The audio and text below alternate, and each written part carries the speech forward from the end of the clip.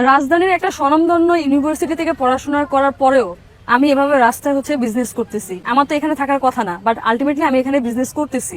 আমার তো কি একটা সরকারি ভালো একটা পজিশনে জব করার কথা, প্রাইভেট কোম্পানিতে ভালো একটা পজিশনে জব করার কথা, বা ভালোভাবে কি বিজনেস করার কথা, কিন্তু সবকিছু কিন্তু হয়ে উঠছে না। আসলে কেন হয়ে উঠছে না? এই যে মনে করেন 16 বছর ধরে আমরা পড়াশোনা করছি, আলটিমেটলি এটার ভ্যালুটা কি রইলো?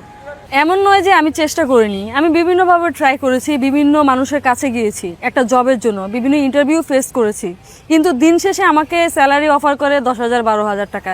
একজন গ্রাজুয়েট করা স্টুডেন্টের স্যালারি কি 10-12 হাজার টাকা? আমি তো আমার তরফ থেকে যথেষ্ট পরিমাণে চেষ্টা করে আসছি, তারপরেও দেখা যায় এক্সপিরিয়েন্স আছে, এক্সপিরিয়েন্স থাকার পরেও দেখা যায় সর্বোচ্চ গেলে 15-16 হাজার টাকা দিয়ে গিয়ে শুরু হয়।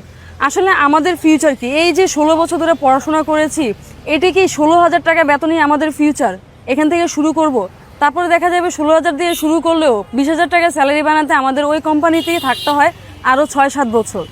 তো আলটিমেটলি কিন্তু আমরা সবাই হতাশার ভিতরে থাকি, যার কারণে বাধ্য হয়ে এই যে রাস্তায় বিজনেস করাটাকে বেছে নেওয়া।